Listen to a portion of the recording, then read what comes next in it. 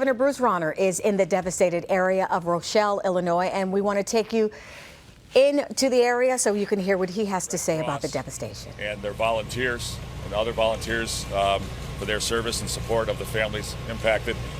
After our visits, reviewing the photos and the reports on the ground, we've gone over to the Red Cross shelter. 4 individuals stayed there last night. From here, we will be going up to Fairdale. That was the community that was most severely impacted by the storms. And unfortunately, very tragically, 2 people lost their lives in Fairdale. There is also one other person who is severely injured who's still in serious condition in the hospital. We understand that 20 individuals went to the hospital last evening. 6 of those stayed overnight for further treatment. Obviously, our first responders here have done an outstanding job. We thank them very much. We activated the State Emergency Response Center yesterday. We tracked the storms, kept in constant contact yesterday evening. Most of the damage was done yesterday evening between 6 p.m. and 9 p.m. I signed a proclamation, a declaration this morning, a state disaster declaration that allows us, if we need to visit with the federal government about federal support. We don't believe that will be necessary at the present time. It also allows us to streamline the procurement process so we can fund private resources to help the families recover as needed. We've also activated all the cooperative mutual aid organizations among the police, the firefighters, our public health agency, and public works. They are all coordinating since yesterday evening. They've done an outstanding job. Thank you again for our public servants, our first responders who are here. At this point, I'd like to turn it over to Sheriff Van Vickel. Unfortunately, he lost his home. Fortunately for him, his family is safe. He lost his home, was completely destroyed yesterday.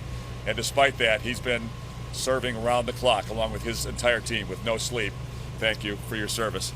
Turn it over to you. You've just been listening in to Governor Bruce Rauner updating everyone on what's going on in his office with regards to the devastation there in northern Illinois. He just updated the numbers for us this afternoon. He's reporting that 2 people have died, 1 person still in the hospital there in the area in serious condition. He said 20 people have been injured, and he has already declared the state a disaster. Let us listen in as the DeKalb sheriff is talking right now. We were very blessed with a large lead time as far as the activation of the sirens and the warning that we were able to give the public, and that was due to the state's response as well. So I would like to thank the state and state police for their help in this matter, because this is what makes a small community successful, is a partnership, and this is just one part of it. So definitely like to thank the state police and the state resources, as well as all the other municipalities throughout northern Illinois that were here last night. At one point, I think we had almost 150 officers from different agencies here just to help secure the area and make sure that everybody's property was safe and secure overnight. So I want to make sure that we give the support to those people as well. So again, I thank you very much. Thank you. I'd like to introduce now the head of our emergency management agency here. Thank you, Governor. Good afternoon. James Joseph. I'm the director of the Illinois Emergency Management Agency. I wanted to highlight for you pretty much what you've already heard, but to highlight again what the state's response to this situation has been. Upon the notice of the severe storms that came through the area last night, the governor activated the state's Incident Response Center down in Springfield. That brought in numerous state agencies to work with the local partners here and to dispatch resources. As the governor mentioned, we have resources from Police Mutual Aid, Fire Mutual Aid, Public Works Mutual Aid, Emergency Management Mutual Aid, as well as our public health staff from the Illinois Department of Public Health that are here to assist in any way possible. So it goes to show that the local support here, the heart of the local community is amazing, and I've seen that today in the outreach that's happened here. We met an individual just a few moments ago that was rescued from her home under rubble, but she bandaged her head and is now working in the Red Cross shelter to help the citizens here. So it's an overwhelming show of the local community's heart and their response to this event, as well as to, of course, the sheriff who lost his home but is still here working around the clock. and all the first responders that are here from the various public safety agencies throughout the state of Illinois. We couldn't have done this without them. And it starts local, and the state is here to respond to any incident that we have here, as well as our partners at the American Red Cross, who helps shelter families overnight, as well as the ongoing rehabilitation, if you will, of our first responders by feeding and caring for them as well. So thank you so much. At this time, Senator Mark Kirk would like to say a few words. I am here to make sure that Governor Rauner has every possible help from the federal government, that we back up his team and make sure that you guys have whatever you need. I will carry with me the story of Cheryl, who I just met, who was taking care of her cows last night, especially her big bull named Blue, who survived the loss of the barn. I just met her. She's helping out her neighbors right now in the Red Cross Center, showing the spirit of this community, that we cannot let a tornado knock us down. On the legislative front, I have been working very hard with Senator Durbin to make sure that we pass S-870, which fixes the FEMA formula, to make sure for communities like northern and central Illinois, the FEMA formula always stands ready to support the state of Illinois. And my hope is to get that bill through to make sure we do everything we can. I have not forgotten, I was just in Washington, Illinois, that you may remember lost 1,100 homes in an early F5 tornado. I want to make sure that we stand by this community and have every possible help to Team Rauner. That's it. That's all I have. Yeah, thank you, Senator. With that, I think we can open it to any questions for the director, or the sheriff, or myself. Governor Rauner, this is the first, in just the past half hour, we've heard about a second fatality. Yes. Is there anything that you can share with us? Any more details about that? Obviously, a terrible tragedy. Yes, unfortunately, two people have lost their lives in this terrible storm, both up in Fairdale. We knew about the first fatality last night. I was informed about that then. The Illinois State Police have done an outstanding job. They've been looking through every structure, and it's taken quite a bit of time. We've lost 49 structures here, and an even larger number up in Fairdale in northwest DeKalb County. And as the state police were going through, reviewing every structure in detail, we learned that there was a missing person. We couldn't locate that person, and we checked with a number of neighbors and community centers, couldn't locate her. And unfortunately, her body was just found relatively recently, this morning. Yes. We believe, we hope and pray that is all the fatalities. We've not heard of any other missing persons. And we believe now that we know that the extent of this terrible loss, and our hearts, our thoughts and prayers go out to the families impacted. Frankly, we're very blessed that more people were not hurt. This was a devastating storm, and when you see the pictures, I've been reviewing the photos since early this morning, the complete destruction of so many homes with people in them. And because the police and the first responders did such an outstanding job notifying the public with as much lead time as possible, people were able to seek shelter on a timely basis and protect themselves. And as a result, we had much less loss of life and injury to our families. Going on from that, how much notice did they going to survey here? I'm sorry? Are you going to survey Rochelle here? What are you doing? Yes, we had our meeting with the responders. I wanted to say thank you and get the latest update. We went over to the Red Cross Center. I plan to help do some fundraising for the Red Cross now to help them with this effort. My wife and I will help contribute with that.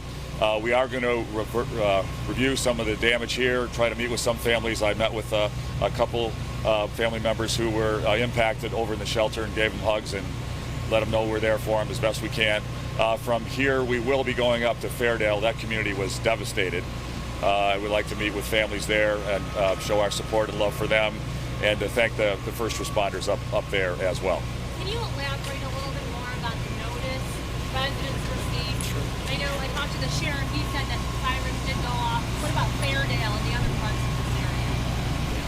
From what I'm understanding, in Fairdale, there were limited sirens in that area. However, there's been significant notice of this event We have been receiving information about this storm system since last Tuesday, since several days ago, and we were communicating that information to the public via press releases as well as to our emergency management partners as early as Wednesday of this week. So there was a lot of notice before this came in with radio alerts, TV alerts, as well as National Weather Service alerts that were going to the wireless phones. So there was a lot of information, a lot of alert in advance of the storm. Did the siren actually go off in Fairdale? From what I understand, there is no sirens in Fairdale. Those are outdoor warning sirens, but there was a number of notices that were sent by the National Weather Service to mobile devices as well as to TV and radio. And weather radios that were active were also activated at the time as well.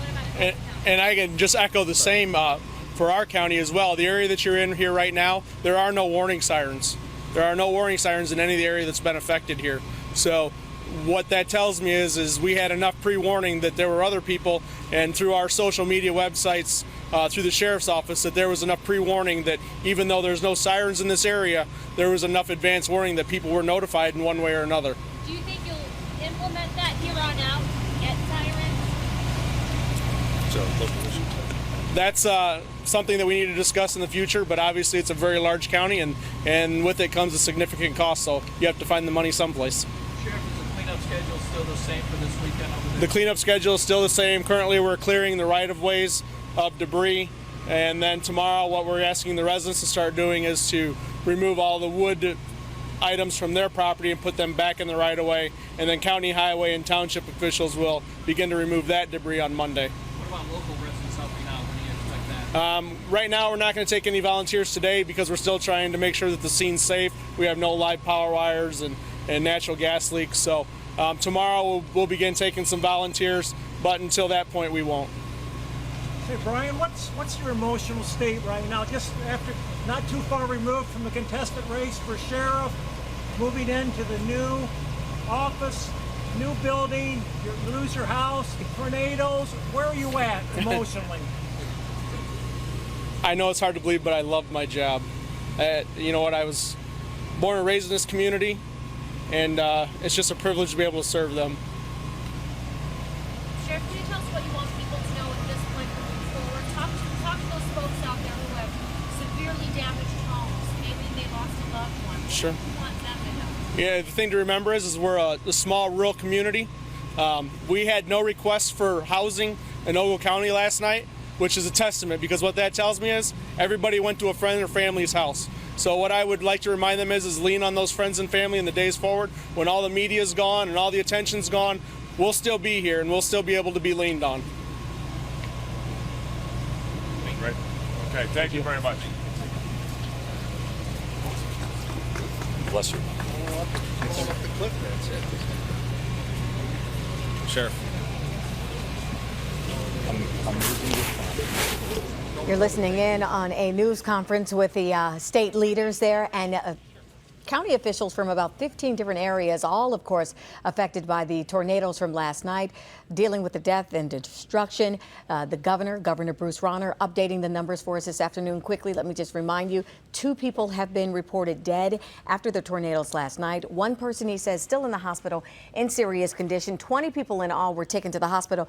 Senator Mark Kirk also out there on the scene and making sure, he says he will make sure that FEMA is standing by and ready with some funds, because it's going to take a lot. As the county sheriff just said from Ogle County Sheriff just said, that is going to take a while, and while the cameras will leave the area, families will still have to rebuild, and he's hoping to have that support from them. 71 structures there destroyed.